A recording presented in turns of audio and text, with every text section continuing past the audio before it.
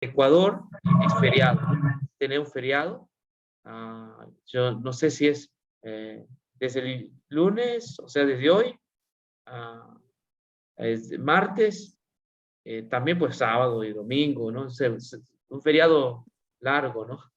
Feriado de carnaval. Sí, estamos en feriado, pero a pesar del feriado, yo no pensé contar con hermanos de Ecuador, pero están aquí, ¿no? Y qué bueno que estén con nosotros a pesar del feriado que tienen, están aquí, ¿no? Dándose un tiempo para escuchar la palabra de Dios. Nosotros continuamos con el libro de Efesios. Hoy vamos a meditar en dos pasajes bíblicos, ¿no?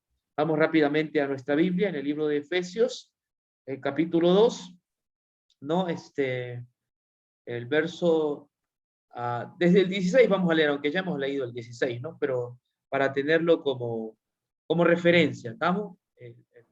El verso 16, para no perder la hilación del tema. Dice así: Cristo reconcilió a ambos grupos con Dios en un solo cuerpo por medio de su muerte en la cruz, y la hostilidad que había entre nosotros quedó destruida. Habíamos dicho con respecto a este pasaje que la muerte de Cristo es horizontal y también es vertical. Es interesante, ¿no? Es horizontal, es vertical y es horizontal, ¿no? Casualmente, pues la cruz es así, ¿no? Es vertical y también es horizontal. Cuando hablamos de verticalmente, es decir, la cruz nos reconcilia con Dios, ¿no? Nos reconcilia con Dios, ¿no? Por medio de la muerte de Cristo, nosotros somos reconciliados con Dios. Y esto es una idea que permea, ¿no? Toda la escritura, ¿no? La expiación es el fulcro del Antiguo Testamento, del Nuevo Testamento. La expiación es la parte medular de las escrituras. Sin expiación no hay salvación. Sin derramamiento de sangre no hay perdón de pecados. Entonces, la cruz tiene dos cosas interesantes. Por un lado, nos reconcilia con Dios, estamos a cuentas con Dios, sin deudas, sin condenación, ¿no? Y todo eso se ha conseguido gracias a la obra de Cristo, en su vida, su muerte y su resurrección. Pero tenemos como foco central o como la parte nerviosa, me comprende, la cruz. Y en esa dirección va la Biblia, no es un invento mío. El libro de Levítico dice, la vida está en la sangre, ¿no? La vida está en la sangre. Entonces, sería la parte medular o nerviosa, ¿no? Pivotal de la escritura, ¿no? La cruz es algo que nos acerca a Dios, ¿no? Se rompen las barreras también con Dios, no hay barreras. Ahora el hombre puede tener buenas relaciones con Dios debido a la muerte de Jesucristo, no debido a ninguna otra obra que nuestra iglesia haga, que una institución religiosa haga, que nosotros podamos hacer. Ninguna otra cosa que hagamos nos reconcilia con Dios, solamente la cruz, ¿no? Ese es el milagro de la cruz. Jesús murió y es un milagro su muerte, aunque es una muerte, ¿no? Porque la muerte debe causar tristeza, ¿verdad? Y esto es algo, es como paradójico, ¿no? Como usted me está predicando de la muerte de Jesús, pero la muerte debe generarnos más bien tristeza, la muerte debe generarnos luto, ¿no? La muerte se lamenta, ¿no? La muerte siempre, la humanidad, ¿no? Lamentamos cuando alguien muere, ¿no? Le mandamos a alguien una cartita, ¿no? Lamentamos la noticia irreparable de la pérdida de un ser querido, ¿no? Entonces, esa es la connotación que nosotros sabemos sobre cuando alguien muere, sobre la muerte. Pero en el plano, no de la redención, no es así. La cruz son buenas nuevas. Es buenas nuevas. La cruz no es un asunto para lamentarnos. Y el mismo Jesús le dijo a esas mujeres que estaban llorando por él, ¿no? Cuando Jesús estaba yendo por la Vía Crucis, al Monte Calvario, ¿no? ¿Se acuerdan ustedes? Las mujeres lloraban. Y Jesús fue a ellas tranquilo, ¿no? Y le dijo, mujeres, ¿por qué lloran por mí? No lloren por mí, lloren por ustedes y por vuestros hijos. Jesús estaba viendo el día final, ¿no? En ese lloro, por el desprecio a la cruz, ¿no? Por desprecio a la oferta de salvación que Jesús había venido a dar. Y muchos judíos, porque esas mujeres eran judías, habían rechazado la oferta de salvación, el plan de Dios, el proyecto de Dios. Entonces, en ese sentido, pero la cruz como tal es un motivo para nosotros de buena nueva, por la razón de que Él muere en nuestro lugar y nos salva a nosotros, ¿no? Él te encarga de nuestro problema, ¿no? Esa es la cruz, Jesús encargándose de nuestros problemas, Jesús supliendo nuestras necesidades. Eso también es la cruz, suple nuestras necesidades. Toma nuestra deuda, ¿no? Sobre sí mismo, ¿no? Él dice, no le cobres a Eugenia, no le cobres a Mercedes, no le cobres a Luis, no le cobres a Elvia, a Gladys, no le cobres a William. Yo soy el fiador de ellos y se lo voy a pagar. Y eso es lo que sucedió en la cruz. En la cruz sucedió un milagro. El Mesías estaba entregando su vida por nosotros, pagando nuestros delitos y pecados, pagando nuestras deudas. Y claro que pagó todas, porque la cruz también es eficiente y suficiente. Es decir, todo pago ha sido saldado y pagado en forma total, completa en la cruz del Calvario.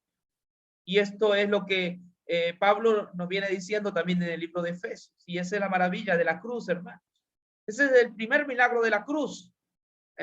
Acercarnos a Dios, reconciliarnos con Dios. Sí, que el hombre pueda volver a tener relaciones directas con Dios. Gracias a la cruz, gracias a la obra mediadora de Jesucristo, gracias a la justicia de Cristo, es que esto se ha efectuado. Pero por otro lado, también el apóstol menciona la parte horizontal. Dice así, Cristo reconcilió a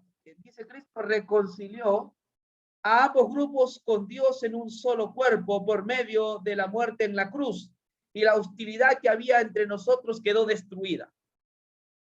La cruz también tiene este milagro, ¿no? En el hecho de que las personas que están enemistadas, y en el caso más puntual, judíos y gentiles estaban enemistados, y ya hemos dicho la semana pasada, de acuerdo al capítulo 2, que estos judíos no miraban con desdén a los gentiles, ¿no? Los veían como bichos raros, como bestias salvajes, como poco hombres, así ellos miraban a los gentiles, como sin esperanza y perdidos, ¿no? Y que sí que estaban perdidos, pero también crearon un muro, ¿no? Es decir, un muro de separación, ¿no? Era como el muro de Berlín, ¿no? Ese muro que dividió Europa, ¿no? ¿Se acuerdan de la Guerra Fría, ¿no? Es triste ese episodio, ¿no? De hecho, no es muy antiguo, ¿no? Donde personas de un país no podían pasar al otro país, familiares tampoco podían pasar al otro país, ¿no? Y por años no se podían ver porque había un muro, ¿no? Era un muro que se había puesto, ese muro pues los separaba, los dividía. Y mucha gente pasó años sin ver a sus seres queridos, sus familiares. Esa es la famosa Guerra Fría, que empezó después de la Segunda Guerra Mundial, ¿no? Como efecto, digamos así, de la Segunda Guerra Mundial. Con lo que está sucediendo ahora, no sé si puede haber otra Guerra Fría en el devenir, ¿no? Pero, pues, en la iglesia primitiva, ¿no? Justamente había un muro de separación, ¿no? En la era cristiana, cuando Pablo estaba allí, había un muro de separación, pero Pablo está predicando unas buenas nuevas y está diciendo que ese muro se desapareció. Ya no hay la Guerra Fría. El muro ha desaparecido. Si usted no sabe, usted debería ver en YouTube ¿no? O en algún otro programa, cuando el muro de Berlín no se rompe, tuvieron que llevar la gente civil, barrotes, no, combas, y comenzaron a derribar eh, eh, eh, ese muro, ¿no? Y se fue abriendo un hueco, un espacio, ¿no? Fue una celebración única, especial, ¿no? Solamente aquel que vivió ese episodio puede tener, ¿no?, la facilidad de palabras para contarlo. Yo solo lo vi por video, pero emocionante, la gente cómo se abrazaba, cómo lloraba. Era una buena noticia, el muro se había derribado, se había destruido, y se lloraba pues de alegría, ¿no? Yo cuando veo el video también eh, pienso en la crueldad humana, ¿no? Cuán crueles somos los seres humanos cuando nos dividimos, ¿no? Y aún entre familiares también existen muros de separación, porque miramos al otro con sospecha, ¿no? Pero cuando el muro se rompe, y se rompió, por ejemplo, el muro de Berlín, es una escena maravillosa. Los americanos fueron a llevar Biblias a Rusia, ¿no? Fue, por ahí en video, fue algo eh, espectacular, ¿no? La gente de Rusia estaba hambrienta de leer, de tener un texto de la Biblia. Por años, porque Rusia se declaró pues atea, ¿no? Pero ahora pues se abrió paso para que el Evangelio sea el bálsamo para sanar muchos corazones que estaban endurecidos, lastimados, ¿no? Pues hermanos, esto, algo parecido está diciendo Pablo, que el muro se ha roto, que ya no existe la pared que dividía a los gentiles a los gentiles y judíos. ¿Y cuál era esa pared? ¿Saben cuál era esa pared? El santuario judío. Aunque Dios no quiso que eso sea de pared, pero esa era la pared. El templo judío era una especie de pared. Los judíos se habían adueñado del templo, ¿no? En lugar de ser un lugar donde sea la casa de misericordia, ¿no? En lugar de ser esa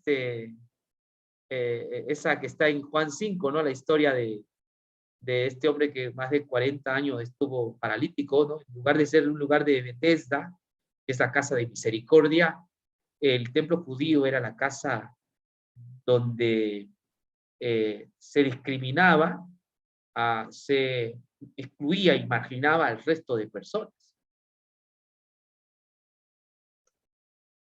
Y pues había un patio para gentiles, había un patio para mujeres, había un patio para los mancebos, un patio para los adultos, y todo estaba dividido.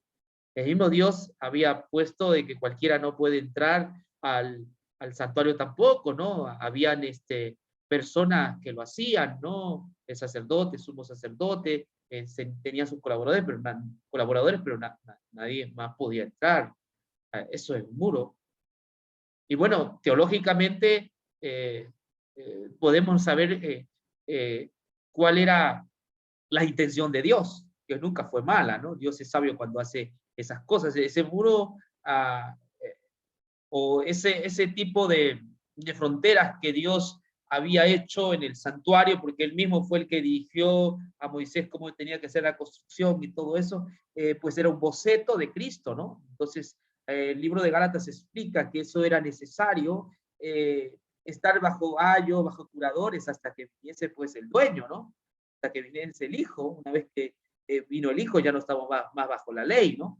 Entonces, en ese sentido, esas fronteras que habían, y que era por asunto del pecado, porque hay que entender bien el santuario, ¿no? Lo mismo, Dios puso límites. Usted se acuerda cuando el hombre pecó en el Edén, pues Dios también puso ahí un muro, ¿no? Puso límites, habían dos ángeles, y ahí con espadas encendidas, y no hay acceso, no se tenía acceso. Y era para el bien del hombre, por supuesto. Dios es sabio y yo no tengo por qué cuestionar a Dios. Y hay que entender bien, por eso, la palabra de Dios cuando tratemos de estos asuntos.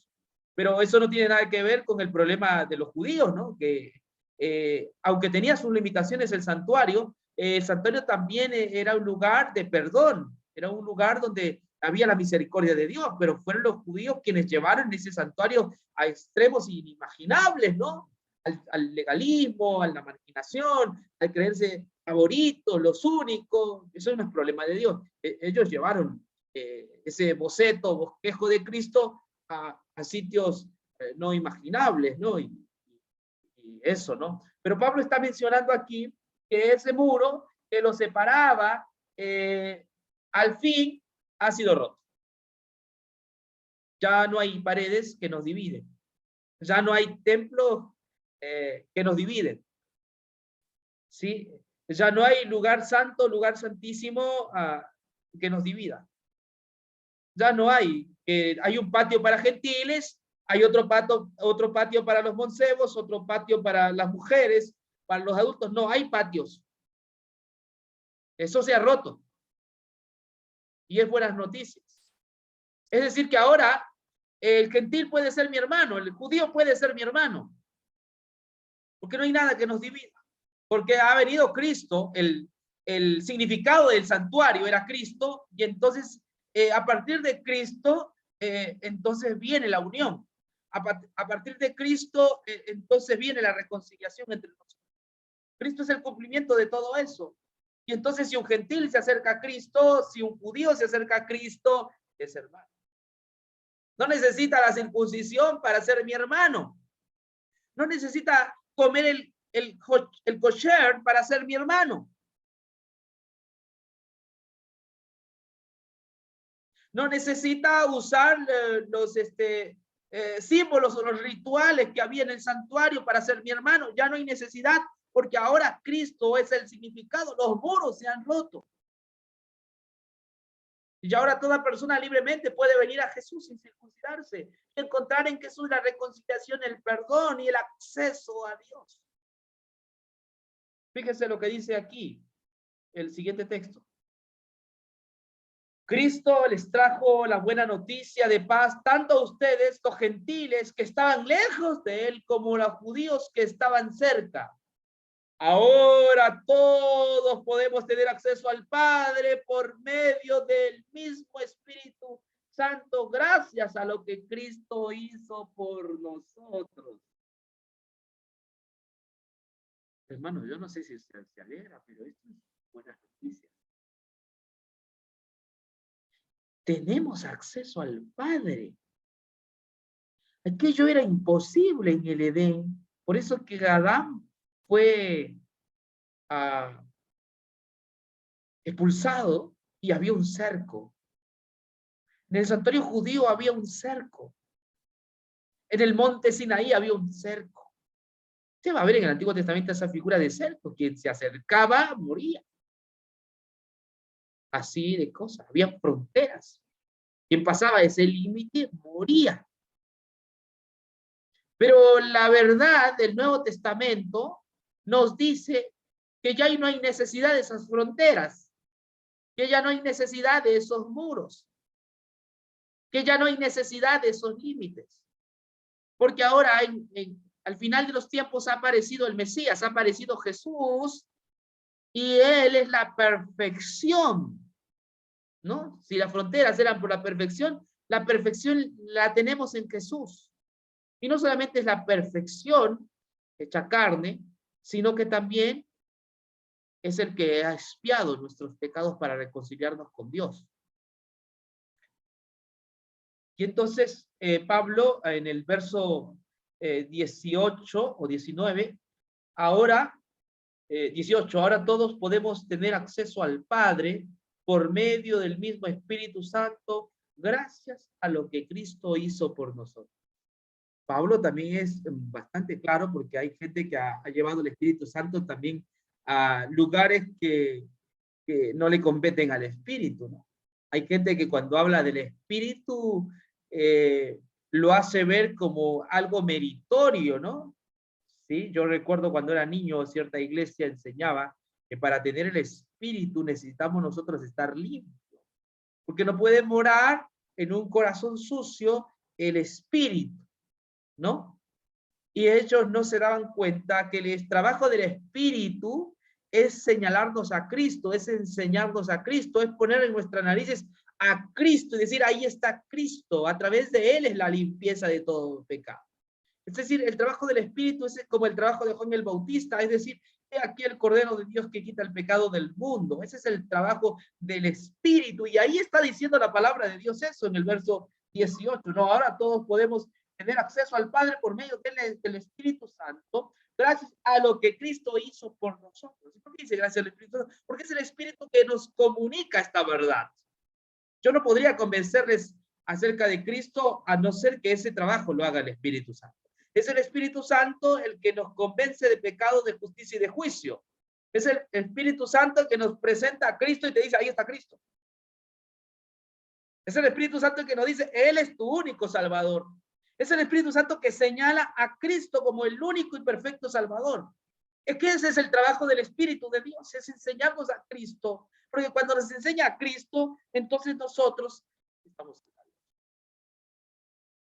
la misma presencia de Dios.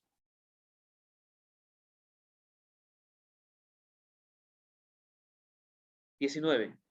Así que ahora ustedes, los gentiles, ya no son unos desconocidos ni extranjeros, son ciudadanos junto con todo el pueblo santo de Dios, son miembros de la familia de Dios.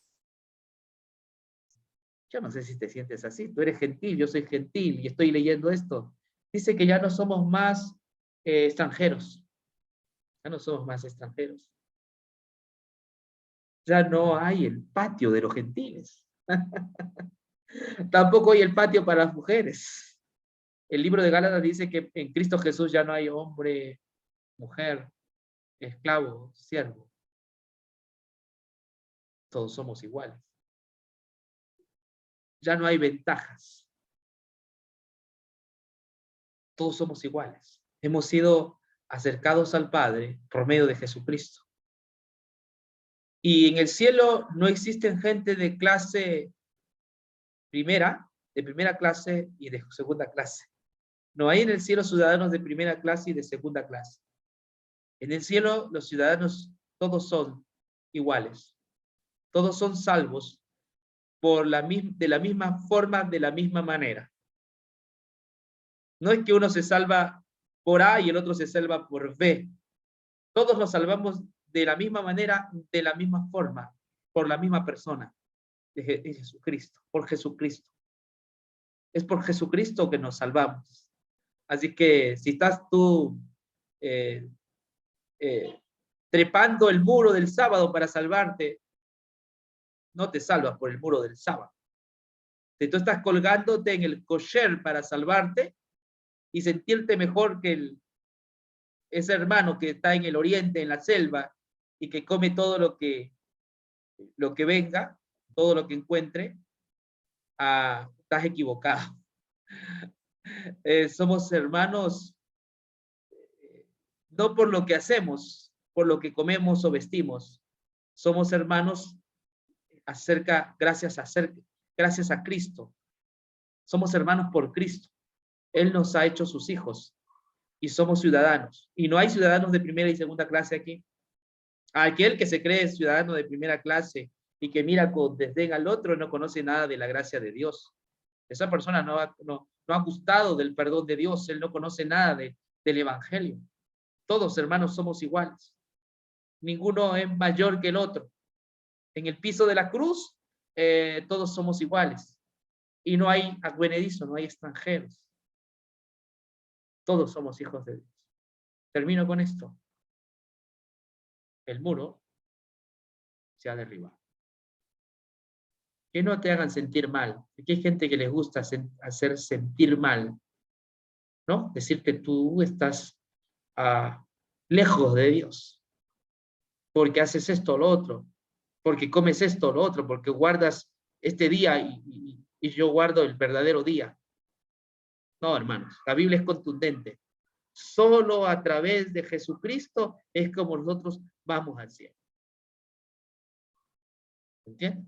Ahora, eso no quiere decir que si usted quiere comer el kosher, está bien, no hay problema. Yo como kosher y nadie va a cambiar eso que yo he elegido, es una decisión.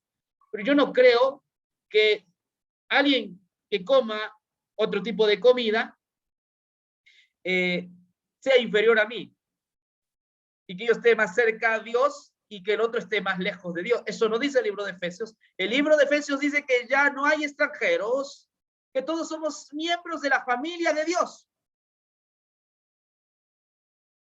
Y que Dios escucha su oración como también la mía, porque somos sus hijos. Y que Dios escucha al gentil y al judío. Y no porque hay bondad en nuestra vida, sino porque Jesucristo nos ha acercado a la presencia de Dios y por esa razón Él escucha nuestras oraciones. Estas son las buenas nuevas del Evangelio. De otra manera, ¿no? A través de otra forma, Pablo está presentando el Evangelio, ¿no? Aunque está hablando de rasgos y nacionalidades, pero las barreras se acaban. Las barreras han caído. No hay barreras. Tú y yo somos iguales delante de Dios. Yo no tengo más mérito que tú. No soy mejor que tú. Pese a no haber hecho tantas barbaridades en mi vida, ¿no?